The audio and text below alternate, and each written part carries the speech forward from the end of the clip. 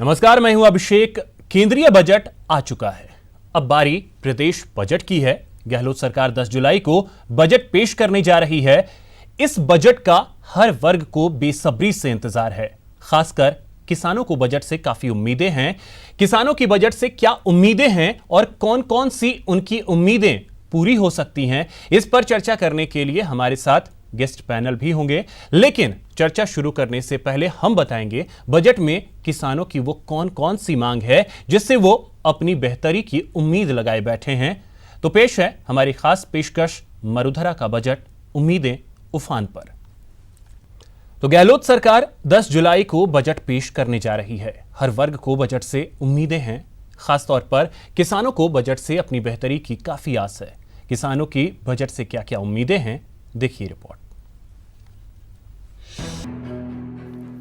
Budget मतलब उम्मीदों का लेखा जोखा। वो बजट जिसका आम से खास तक को साल भर इंतजार रहता है। केंद्र का बजट आ चुका है, अब बारी प्रदेश की है।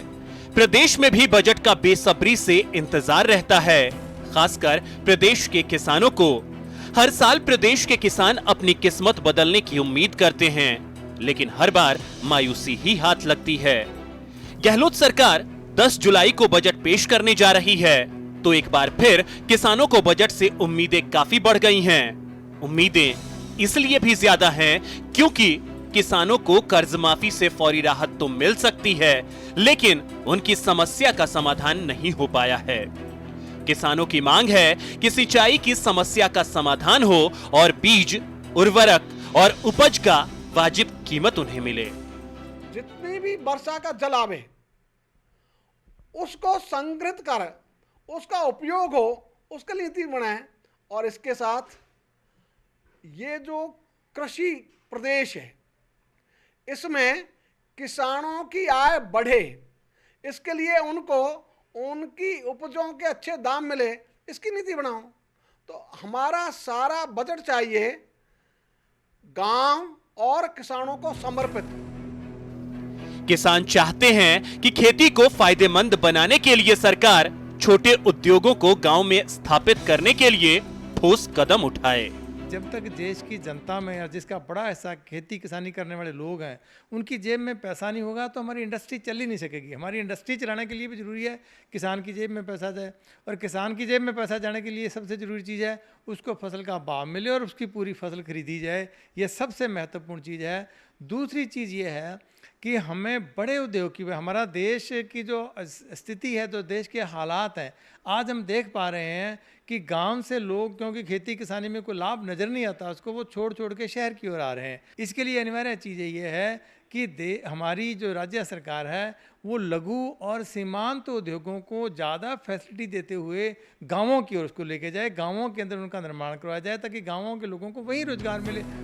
तो वहीं किसानों की ओर से भी कई मांगे हैं, जिसमें फसल बीमा राशि के प्रीमियम को कम करना, सभी फसलों की एमएसपी पर खरीद हो, खेती के लिए बिजली की दर कम की जाए, साथ ही कीटनाशक, उर्वरक और बीज पर छूट दी जाए।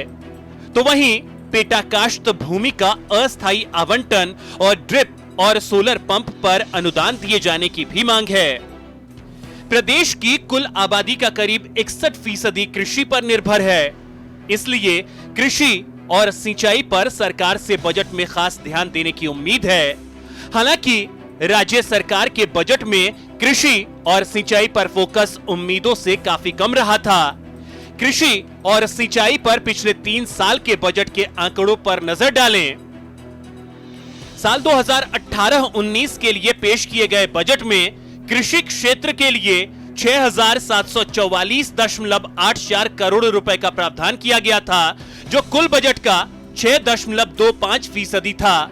जबकि सिंचाई और बाढ़ नियंत्रण के लिए 3,126.54 करोड़ रुपए का प्रावधान किया गया था, जो कुल बजट का 2.90% था। साल 2017-18 के लिए पेश किए गए बजट में कृषि क्षेत्र के लिए 4,483.82 करोड़ रुपए का प्रावधान किया गया था, जो कुल बजट का महज 5.52% था। जबकि सिंचाई और बाढ़ नियंत्रण के लिए 2627.58 करोड़ रुपए का प्रावधान किया गया था, जो कुल बजट का 3.24% था। साल 2016-17 के लिए पेश किए गए बजट में कृषि क्षेत्र के लिए 5606.74 करोड़ रुपए का प्रावधान किया गया था, जो कुल बजट का 5.62% था, जबकि सिंचाई और बाढ़ नियंत्रण के लिए 2300.61 करोड़ रुपए का प्रावधान किया गया था, जो कुल बजट का 2.31% था।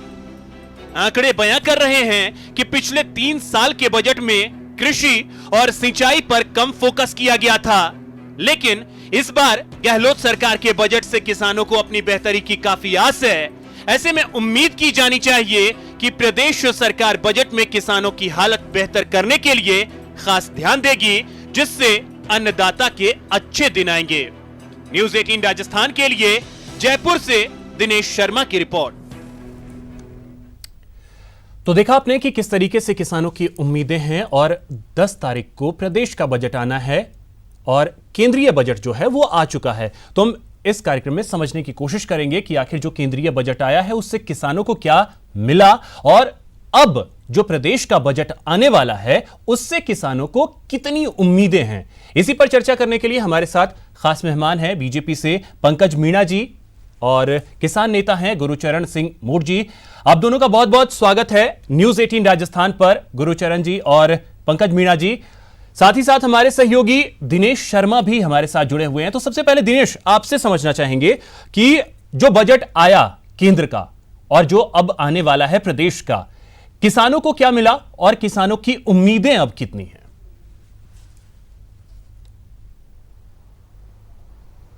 देखिए, प्रदेश में किसानों की उम्मीदें अगर बात की जाए तो काफ़ी कुछ उम्मीदें हैं किसानों की, क्योंकि जिस तरह की खबरें लगातार आती है किसानों की आत्महत्या की, इस तरह की खबरें ना आए, क्योंकि पूरे समाज के लिए कहीं ना कहीं ये सोचने को विवश करने वाली बात है कि इस तरह की खबरें ना आए, क्योंकि किसान जो है वो समाज का ही एक अंग है और अगर इस तरीके की खबरें आती है तो पूरे समाज को, पूरे प्रदेश को और पूरे देश को जो है वो कहीं ना कहीं शर्मसार ऐसी घटनाओं से होना पड़ता है। इस तरह की खबरें ना आए, इसके लिए ज़रूरी है कि किसानों की जो है सामाजिक सुरक्षा उसको सुनिश्चित किया जाए, इसके साथ ही उनकी आय में बढ़ोतरी की जाए। अब उनकी आय में बढ़ोतरी हो, इसके लिए भी कई तरह के बंदोबस्त करने आवश्यक हैं। सबसे पहली बात जो आती है वो ये कि किसानों की जो फसल है उसका उन्हें पूरा दाम मिले, इसके साथ ही उनकी जो उपज है उसकी जो है पूरी तरीके से खरीद हो पाए, क्योंकि अक्सर ये देखने में आता है कि किसानों की उपज जो है पूरी खरीदी ही नहीं जाती है और खरीदी भी जाती है तो औने पौने दामों में खरीदी जाती है। तो ये जो है किसानों को संबल देने की आवश्यकता है। हालांकि कई तरह की योजनाएं जो है वो सरकार द्वारा शुरू की गई है। राजस्थान की ही अगर बात करें, राजस्थान में किसानों की कर्ज माफ़ी हुई। पहले भाजपा सरकार ने कर्ज माफ़ी की, उसके बाद कांग्रेस सरकार ने कर्ज माफ़ी की। केंद्र सरकार ने प्रधानमंत्री किसान सम्मान निधि योजना शुरू की है, जिसके तहत हर किसान के खाते में सालाना जो है 6,000 रुपये डाले जा रहे हैं। इसके साथ ही पेंशन योजना राज्य में शुरू की गई। तो ये तमाम जो योजनाएं हैं वो किसानों को संबल देने के लिए है, लेकिन इन योजनाओं का किसानों को पूरा लाभ मिले, हर किसान तक, लघु सीमांत किसान तक उनका लाभ पहुंचे, ये देखना काफ़ी ज़रूरी है। राजस्थान की अगर बात करें, राजस्थान में तकरीबन 3 करोड़ की कामकाजी आबादी है और इस 3 करोड़ की कामकाजी आबादी में तकरीबन जो है वो 1 करोड़ 80 लाख जो है वो किसान है। तो ये बड़ी आबादी जो है वो बिल्कुल दिनेश, तो एक बड़ी आबादी जो है वो अभी भी कृषि पर निर्भर है और यही वजह है, बिल्कुल यही वजह है कि जरूरत है कि उनको मजबूत किया जाए। सबसे पहले गुरुचरण जी आपसे समझना चाहेंगे, जो बजट आया उसमें आपको क्या मिला, किसानों को क्या मिला और अब क्या उम्मीदें हैं 10 तारीख को प्रदेश के बजट से? असल में जो बजट आया उसमें किसानों को मिला ये कि दलहन उत्पादन के लिए शाबाशी और तिलहन उत्पादन के लिए उम्मीद। इसके अलावा किसानों को कुछ नहीं मिला। जो मत्स्य पालन और जो ये शहद के लिए जो थोड़ा बहुत सरकार ने किया, एक्चुअली वो खेती किसानी से जुड़ी हुई चीज़ें हैं, बेसिक खेती नहीं है वो, बिल्कुल वो सहायक धंधे हैं। सहायक धंधों के अंदर कोई बहुत बड़ा उत्पादन है। बेसिक किसान का जो उत्पादन होता है वो खेती उत्पादन जो किसान करता है उससे होता है। उसके लिए किसी किस्म की ना कोई छूट, ना कोई प्रोत्साहन, ना उसके लिए कोई पानी की व्यवस्था, ना उसके लिए कोई बिजली की व्यवस्था, उसमें कुछ नहीं किया गया। बिल्कुल। अब जो राजस्थान के अंदर किसान की बात है, राजस्थान के अंदर भी सबसे पहली बात तो केंद्र से भी ये होती है और स्टेट से भी ये होती है, सारी जनता और जिसमें किसान भी उसका सबसे बड़ा हिस्सा ये उम्मीद करता है कि सरकार ने जो वादे किए हैं सरकार उन वादों को पूरा करे। राजस्थान के अंदर भी अपेक्षा करते हैं कि चुनावों से पहले राजस्थान सरकार ने समस्त किसानों के कर्जे माफ़ी की बात की थी और हम ये चाहते हैं कि किसानों को वो समस्त कर्जा माफ़ी जो पहले वादा किया गया था उस वादे पे सरकार पूरी है। दूसरा, सरकार ने एक वादा किया था कि लोगों को रोजगार दिया जाएगा, जो पोस्टें खाली पड़ी हैं फिलअप की जाएंगी, ये राजस्थान सरकार का वादा था। सो वो जो पोस्टें निकालने की बात थी, बेरोजगार नौजवानों को उनका रोजगार दिया जाए। जी गुरुचरण जी, तो जो वादे किए गए हैं कम से कम अगर उन्हें सरकार पूरा करती है तो किसानों के लिए हितकर होगा। पंकज जी, मैं आपसे सवाल लूं लेकिन उससे पहले गुरुचरण जी को आपने सुना होगा कि जो केंद्रीय बजट आया उससे उन्हें क्या मिला, क्या कहेंगे इस पर? देखिए, केंद्र का बजट आया है, वो केंद्र का बजट भारत के विकास का बजट था और भारत के विकास के बजट की जब बात करते हैं तो समाज के, राष्ट्र के सभी वर्गों को उस बजट के अंदर भरपूर समावेश हुआ है। इस बात के लिए मैं पूरे एक एक आंकड़े के साथ बता सकता हूं। अगर हम देखा जाए तो पूरे बजट के अंदर सबसे बड़ा जो मद था वो प्रधानमंत्री ग्राम सड़क योजना का था, जिसके अंदर हम अगले 5 साल में चरणबद्ध तरीके से 1.25 लाख किलोमीटर सड़क बनाएंगे और जिसका केवल और केवल उसका बजट एलोकेशन है 80,500 करोड़ रुपए। और मैं ये समझता हूं कि आज अगर किसी के क्षेत्र का विकास करना है तो हमको इनके इंफ्रास्ट्रक्चर पर सबसे ज़्यादा ध्यान देना पड़ता है। और अगर किसानी को मजबूत करना है और किसानी का अगर इंफ्रास्ट्रक्चर की बात करें तो किसानी के इंफ्रास्ट्रक्चर में 2 ही चीज़ें चाहिए होती है, पावर और सड़क। तो हम केंद्र के बजट ने दोनों ही चीजों को भरपूर देने की कोशिश की है। मैं आपको याद दिलाना चाहूंगा पिछले 5 साल, लेकिन पंकज जी जिस तरीके गुरुचरण जी ने भी जिस चीज का जिक्र किया, आप शहद उत्पादन करने वालों को, बांस की खेती करने वालों को, उन पे ध्यान दे रहे हैं। दलहन, तिलहन, ये सारी चीजों के लिए ध्यान देने की जरूरत थी ज्यादा। देखिए, मैं एक चीज बड़ा स्पष्ट बताना चाहूंगा। वैज्ञानिकों को प्रयास से और किसान की हाड़ तोड़ मेहनत से आज मैं इस बात को दावे के साथ कह सकता हूं कि हमारा उत्पादन चरम के ऊपर है। अगर हम पिछले 5 साल के खाद्यान्न का, दलहन का, तिलहन का उत्पादन देखें तो मैं इस बात के लिए कहना चाहूंगा कि किसानों से बड़ा राष्ट्रभक्त कोई नहीं है जिसने आज खाद्यान्न, दलहन और तिलहन के उत्पादन को बिल्कुल पीक पे पहुंचा दिया है। आज अगर हम कई चीजों में देखें तो हमारा देश नंबर 1 या नंबर 2 आता है उत्पादन के मामले में। परंतु यहाँ एक सबसे बड़ी समस्या जो है, अगर किसानों के लिए सबसे बड़ी दिक्कत की बात है, मैं दिनेश जी की बात को आगे बढ़ाते हुए कहूंगा कि किसान उत्पादन खूब कर रहा है परंतु उसका मार्केटिंग तंत्र पूरे तरह से विकसित नहीं हो पा रहा, उसके उत्पादन की पर्याप्त लागत नहीं मिल रही। और मैं पर्याप्त लागत नहीं, मैं लाभकारी मूल्य की बात करूंगा। लाभकारी मूल्य नहीं मिल पा रहा, जबकि लाभकारी मूल्य तो दूर की बात है, कुछ जगह तो लागत मूल्य में नहीं निकल पा रहा। और निश्चित रूप से तो ये क्यों नहीं मिल पा रहा है पंकज जी, ये क्यों नहीं मिल पा रहा है, ये इसका भी जवाब हम आपसे चाहेंगे कि ये क्यों नहीं मिल पा रहा है। साथ ही साथ जिस चीज के बारे में बोला गया था कि हम बिचौलियों को खत्म करेंगे, लेकिन फिलहाल ऐसा लगता नहीं है कि बिचौलिए पूरी तरीके से खत्म हो गए हैं। गुरुचरण जी, आपसे एक कमेंट इस पे चाहेंगे। क्या आज के डेट में वर्तमान स्थिति यह है कि जो सरकार खरीद करती है किसानों से, बिचौलिए खत्म हो गए हैं? नहीं, बिचौलिए खत्म होने का तो सवाल ही नहीं है जी। बिचौलिए तो मतलब कोई तंत्र ही ऐसा नहीं है कि बिचौलिए खत्म हो जाए। सबसे पहली बात तो यह है कि जब सरकार किसान का माल नहीं खरीदती तो किसान बेचेगा कहां? बिल्कुल। तो वो किसान को बिचौलियों के माध्यम से ही खरीदना पड़ता है, बेचना पड़ता है। अपना माल तो बिचौलियों के माध्यम से बिकता है। जब तक सरकार उस पूरे तंत्र को तभी तोड़ पाएगी जब सरकार किसान का सारा माल खरीदे। जब माल खरीद ही नहीं रही, अब सरकार बहुत से, तो मुझे कई चीजें तो बड़ी अजौबा लगती है, बड़े चंपी सुने।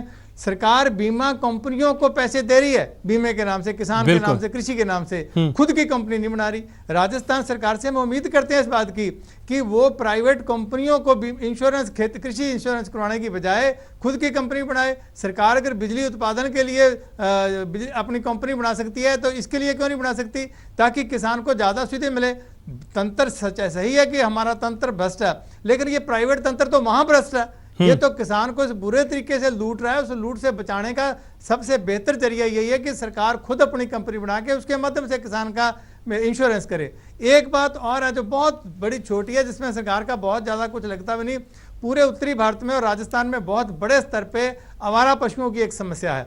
इस समस्या को सरकार अगर और कुछ भी नहीं करे तो इसको नरेगा से जोड़ा जा सकता है। एक आदमी को एक गांव के 8, 7 या 10 पशुओं को कि आप इनको चारा डालोगे और वहां पे किराए के ऊपर, क्योंकि जो नरेगा के नियम के तहत ही आता है, किराए के ऊपर जगह लेके 2-4 बीघे और उसके अंदर वो सारे पशुओं को बाड़े में रखा जाए और उन लोगों को नरेगा से जोड़ा जाए, ताकि ये नरेगा के लोग भी इसको चारा डालेंगे, खोद के लाएंगे, जो भी लाएंगे वो सारा सिस्टम उसको जोड़ के आवारा पशुओं की समस्या तो बड़ी इजीली। बिल्कुल गुरुचरण जी, एक तरीके से विकल्प बहुत सारे हैं, अगर उन चीजों पर ध्यान दिया जाए, विकल्प बहुत सारे हैं, अगर उन चीजों पर ध्यान दिया जाए तो किसानों की स्थिति को शायद बहुत बेहतर किया जा सकता है। दिनेश, एक चीज आपसे समझना चाहेंगे कि जिस तरीके से हमने देखा है कि राजस्थान की ही अगर बात कर ली जाए तो कई ऐसे किसान हैं जो कि इसी साल की स्थिति हम आपसे समझना चाहेंगे कि लहसुन जो किसान कृषि करते हैं, खेती करते हैं किसान, लहसुन की खरीद जो है वो सही से नहीं हो पाई। दौसा तक की तस्वीरें हमने दिखाई थी कि किस तरीके से किसान जो हैं औने पौने दाम में आखिरकार मजबूर होकर बिचौलियों को बेचने के लिए तैयार हो जाते हैं। तो ये तंत्र जिसका जिक्र गुरुचरण जी भी कर रहे थे कि ये तंत्र जो है वो तोड़ना बहुत मुश्किल है, इवन नामुमकिन जैसी स्थिति है। क्या बिचौलियों को पूरी तरीके से खत्म करना इतना ज्यादा मुश्किल हो गया है, जबकि दावा यह किया जा रहा है कि हम बिचौलियों को पूरी तरीके से खत्म कर देंगे?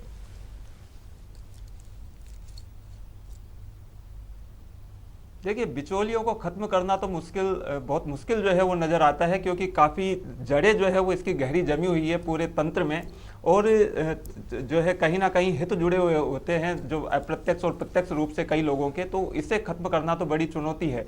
लेकिन जिस तरह की बात कही जा रही थी, जैसा अभी पंकज मीणा जी ने भी जिक्र किया था कि उत्पादन जो है वो लगातार बढ़ रहा है, उत्पादन लगातार बढ़ रहा है, उसके बावजूद जो है विदेशों से हमें दलहन जैसी चीज़ें आयात करनी पड़ रही है, दालें विदेश से हमें आयात करनी पड़ रही है।